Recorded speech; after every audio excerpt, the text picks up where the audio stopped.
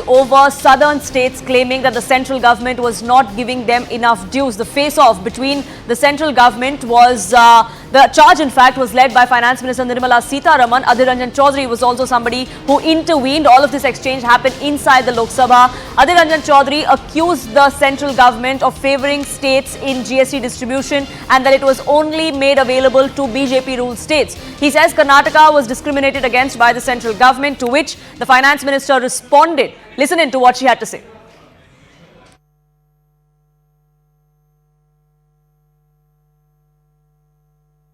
The devolution of taxes, including GST, everything has been prescribed by our constitutions, and it is a constitutional mandate which is to be abided by you. But madam, don't take it otherwise. There is a general perception being grown across the nation. I would like to know whether state government of Karnataka has been deprived from obtaining their legitimate due, because few months ago the situation was not there. That time everything was going hunky-dory.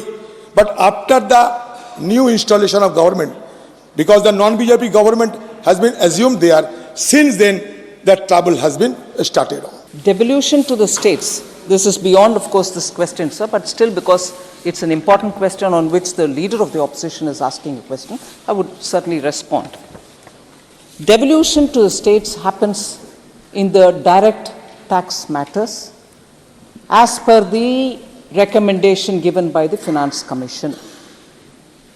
The GST, particularly the SGST, the state GST, goes 100% to the states.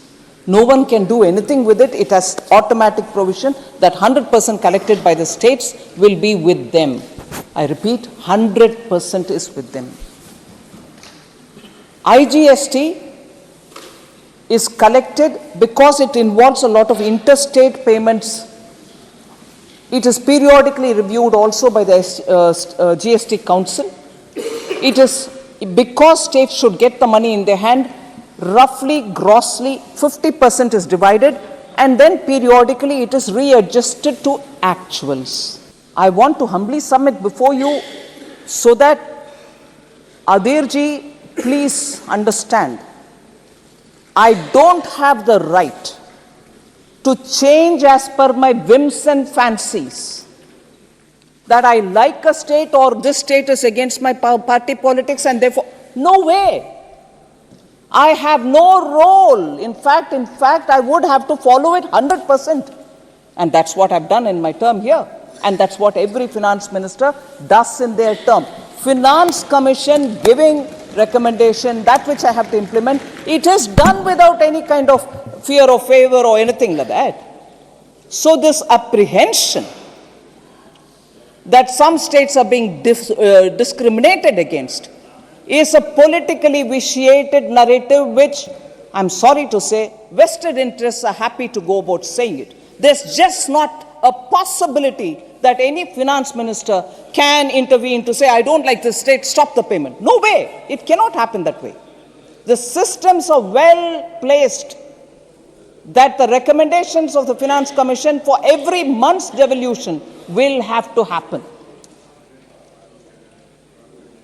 But now that Adhir ji himself has said, politically you're doing this, I want to also say, and I want to. All right, let me answer your first question and also join you on your second additional point. Sir, Adhir Ranjan ji saying in this first place only said 6 months, till 6 months it was all hunky-dory, now it's not. Can I, seeking your indulgence, say, till 6 months if it was hunky-dory, what's going wrong now? Have you started spending on items which you were not supposed to spend?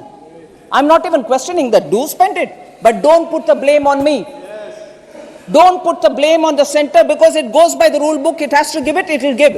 If the expenditure are going into areas which cannot be sustained by your budget, I'm not answerable for that. Pallavi, my colleague, now joining us, getting us more perspective on this. Pallavi, this Karnataka versus centre fight is only escalating. The finance minister there also going on to hint that perhaps the price of giving pre-poll guarantees is the real reason behind this fund crunch that the Karnataka government faces? So there are two sides to this. The BJP and rather the finance ministry has always been very critical, and the Prime Minister himself also, Poonam, about what he would call the freebies, because they feel that this is something which is announced only during elections down the corner, and after that it's a drain on the exchequer. And there have been instances of governments ruled by the Congress party who have not been able to fulfill those poll promises, or the freebies as they are called, and the Karnataka government being one of them. Now recently that storm brewed when there was this comment which had come in from D.K. Suresh, when he had said that, it's an anti-South mindset of the central government, which is reflected in the fact that most of the funds are limited for northern areas, and mostly of them the BJP ruled states, and no one who belongs to opposition spectrum gives us money. It's not just Karnataka. Frankly speaking, this is a similar argument which is being pushed forward by the Bengal government, by other opposition ruled states as well, that one, the GST collections or the GST regime has not ensured that they have got more money, whereas the GST figures have been rising, 10.4% rise, and the central government has given out evidence periodically to show that how the revenue earned by the state governments has actually increased, and in those cases if it has not come up to the expectations, it's because of the faulty economic or financial policies of the opposition ruled states as well. Second, the point which the finance minister herself reiterated, and something the government has been doing, that every state gets its due. It's up to the state government eventually to how to use the funds or revenue generation needs to be done, and that is the only way they can have a sound fiscal policy, and therefore to accuse the central government of discrimination is absolutely incorrect. Right, there were some facts that were also being put out by the BJP over the last 12 hours. We've seen Sitharaman come out and make these allegations against the central government. The BJP, Pallavi, also going on to cite some figures. They go on to say that if you look at absolute numbers, the funds that have been released, they haven't decreased at all. In some cases, they've only increased. That's exactly the point. The point is something which the finance ministry has made it very clear. I think when the Prime Minister also speaks later this evening, he's going to make the point that, if economic policies have failed, and the political parties also have that responsibility. Don't announce big programs of freebies when you may not have the budget to fulfill that. States like Himachal Pradesh, Karnataka, Telangana, Rajasthan also for that matter, they have often been accused of having fiscal policies or making announcements when they don't even know whether they have that kind of a revenue generating mechanism in place, whether they have those kind of funds at their disposal. This is a chicken and egg controversy, frankly speaking. Opposition ruled states, particularly like Karnataka, will always blame their predecessors, in that case happening to be the BJP government, saying that their wrong fiscal policies has been a drain on the exchequer. The central government is not giving additional funds when they should be held responsible, because it was a BJP government at the state level, and it's there at the central level as well.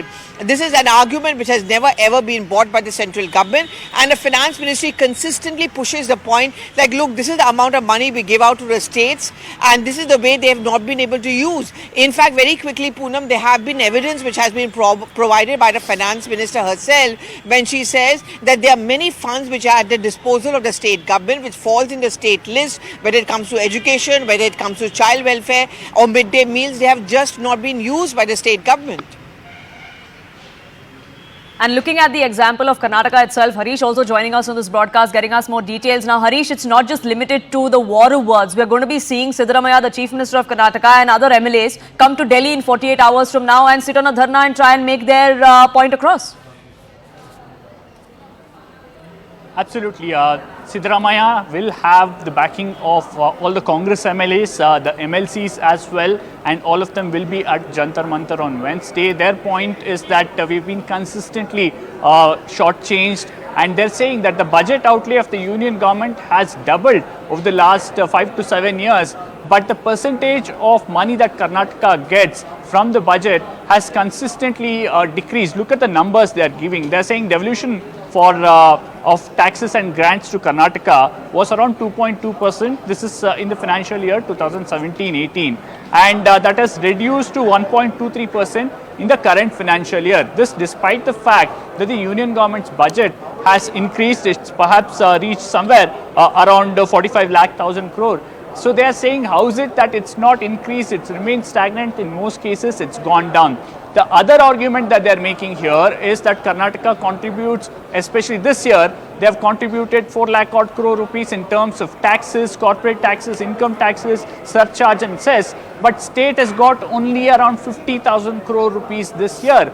And they're making one more point. They're saying we're not against the union government and the finance commission giving a little more to the poorer states or northern states. That's understandable. But the argument Sitharaman is making here is that you can't be really unfair to us. We also deserve a part of the share because a lot of collection is happening from Karnataka. He goes on to also say that apart from how the devolution of taxes have happened, he's saying there's a specific item or a specific fund of around 11,000 odd crore rupees, 6,000 crores for the peripheral ring road and water bodies, and another 3,000 odd crore rupees that was promised for the Upper Bhadra project. This was withheld or rejected by the Union Finance Minister. This was one of the recommendations in the interim report and the final report of the 15th Finance Commission. This amounting to around 11,000 crore rupees has been rejected by the Union Finance Minister, and that's why he's saying that Union Finance Minister is someone who's from the state. She's a Rajya Sabha MP from here, and the least that we expect from her is to safeguard the interest of Karnataka, not to really reject a recommendation made by the Finance Commission, which has taken into consideration various aspects before making that recommendation.